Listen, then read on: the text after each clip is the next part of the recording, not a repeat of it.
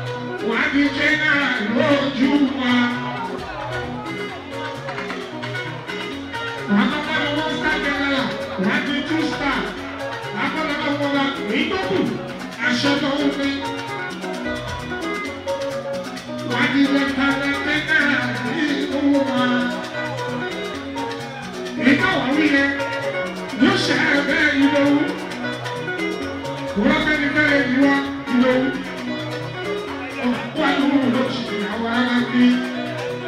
Ṣé bá mi tọ́jú kẹ̀kẹ́? Kẹ̀kẹ́ bí irú ẹni yẹn ní ìgbàlódé wọlé. Wẹ́ẹ̀bà.